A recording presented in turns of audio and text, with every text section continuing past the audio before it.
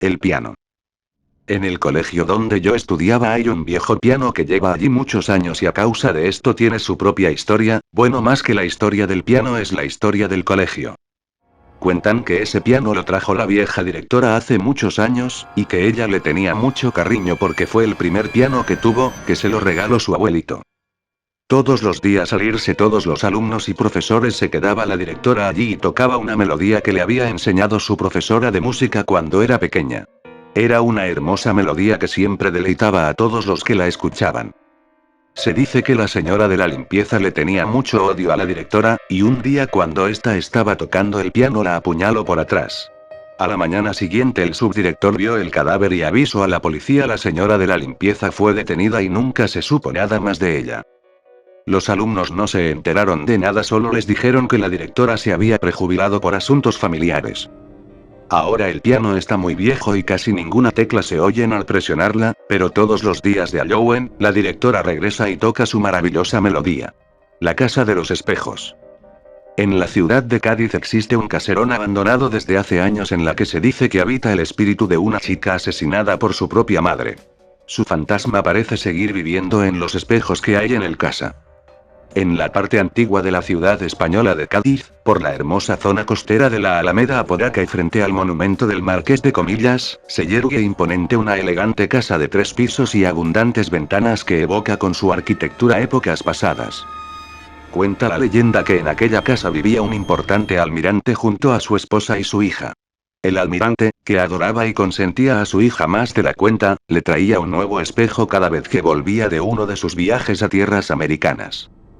Su hija coleccionaba espejos. Y así, como un reflejo del afecto que el almirante sentía por su hija, con el paso de los años la casa fue repletándose de espejos en los cuales la hermosa chica podía mirarse una y otra vez satisfaciéndose con aquella belleza de la cual su padre presumía ante sus amigos y compañeros. Mientras su madre, sumida en las espesas sombras del olvido, sufría cada vez más celos y su resentimiento hacia su propia hija crecía y crecía cada vez más. A medida que el tiempo pasaba, las discusiones y peleas entre madre e hija cada vez eran más frecuentes en los períodos en que el almirante se ausentaba. La relación madre-hija estaba cada vez más contaminada por el secreto odio que había empezado a crecer en la madre, por un sentimiento tan bajo y tan ciego que acabó por arrastrar al crimen a la esposa del almirante. En uno de aquellos viajes de su esposo, la mujer del almirante aprovechó para poner veneno en una bebida y así acabar de una vez y para siempre con aquella hija a la cual terminó viendo como una rival a la que debía liquidar para recuperar el amor que le había sido robado. Cuando el padre de la joven regresó, se deshizo en llanto al saber que su amada hija había muerto. Según la esposa, una terrible enfermedad fue la causa de la muerte. No obstante, mientras el padre lloraba desconsoladamente en la habitación de su hija, en uno de los espejos que más apreciaba su hija apareció como en un mensaje enviado desde el más allá la escena de lo que realmente sucedió y pudo ver cómo su esposa ponía matarratas en la comida, un veneno que deterioró a su hija hasta que finalmente murió tras una larga agonía. Atónito y lleno de ira ante la amarga verdad, el almirante obligó a su esposa a confesar el crimen y se encargó de hacer que fuese condenada a pasar el resto de sus días tras la soledad de las rejas en alguna mugrienta prisión. Sin embargo, y pese a haberse hecho justicia, el viejo marinero nunca más pudo vivir en aquella enorme casa en que cada espejo le recordaba a su hija perdida. Por eso se marchó lejos sin importar las consecuencias. Dicen que no se volvió a saber de él, dejando tras de sí una casa que permanecería abandonada durante décadas.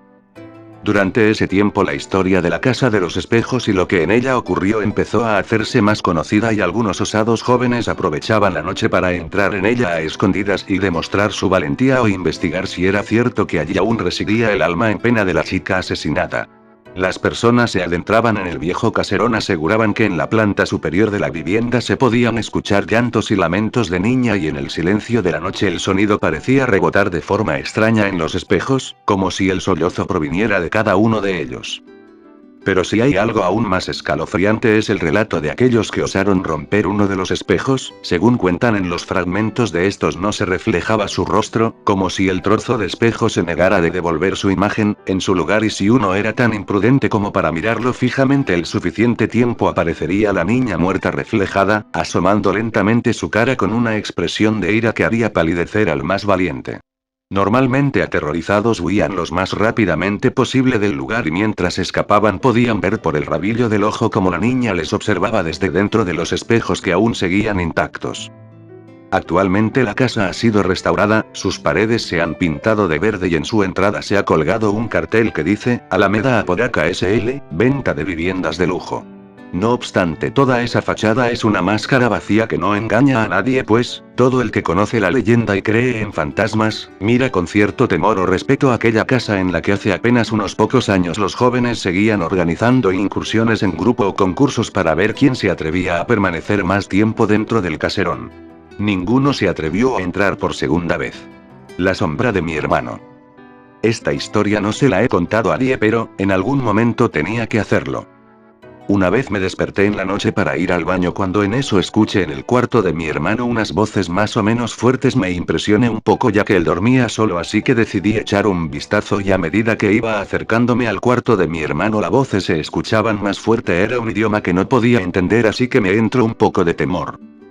No estaba seguro de entrar o no, así que tomando un poco de valor me asomé a la puerta, la cual se encontraba entreabierta, y vi que estaba parado como sonámbulo conversando solo y cambiando de voz. Lo llamé por su nombre muy fuerte y reaccionó, pero no se acordaba de lo que había sucedido. Le conté lo que había visto y él sin hacer caso se volvió a acostar en la cama y se durmió. Desde esa noche este hecho se repitió muy a menudo, así que un día intenté grabar con una cámara de vídeo lo que ahí acontecía.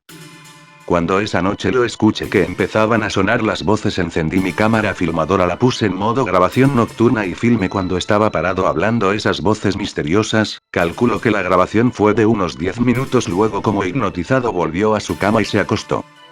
Yo estaba con un poco de temor, estaba esperando que amaneciese para mostrarle la grabación y crea lo que le estaba contando, pero la curiosidad me embargó y decidí reproducir el vídeo. Fue una sorpresa que jamás olvidaré. En la grabación se veía una silueta o sombra en forma de humanoide que estaba frente a él. Me quedé en estado de shock y de inmediato borré la cinta.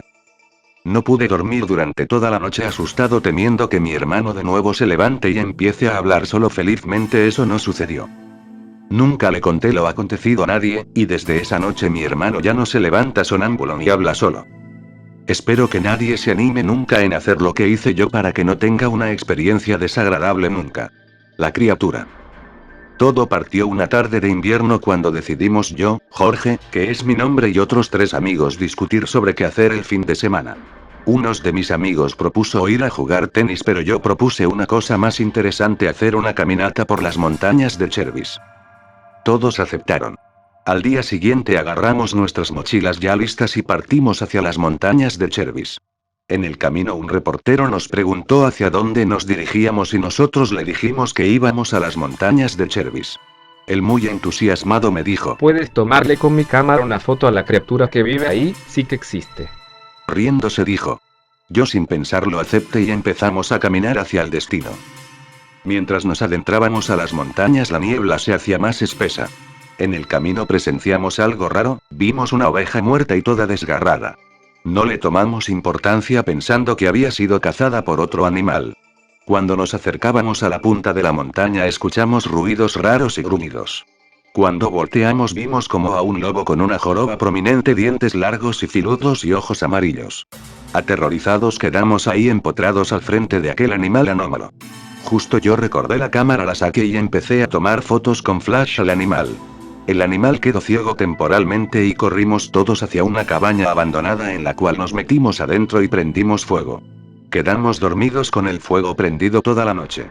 Al otro día despertamos y el fuego se había apagado y la cámara de fotos se le había acabado la batería. Sentimos unos gruesos pasos y pensamos que era la criatura, pero cuando se abrió la puerta eran rescatistas que estaban con nuestros padres. Desde ese día en las montañas de Chervis solo se escucha, según los campesinos, los aullidos medios lloriqueados de la criatura.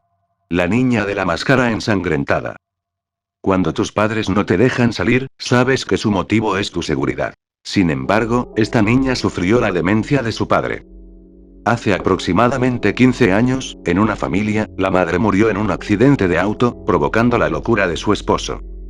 Este quedó paranoico y agorafóbico, es decir, con miedo al exterior.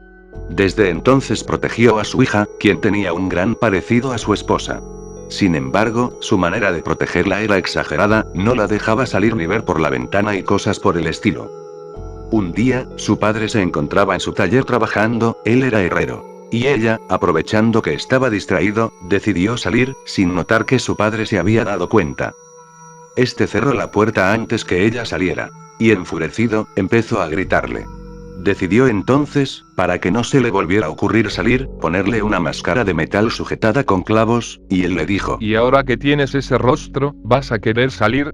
La chica, asustada, no respondió y se escondió en su cuarto, pasando allí la mayor parte del tiempo. Su hija, triste, adolorida y resentida con su padre, decidió hacer un pacto con el diablo y pidió que le quiten esa máscara que le avergonzaba, pero este le dijo que a cambio debía matar a su padre.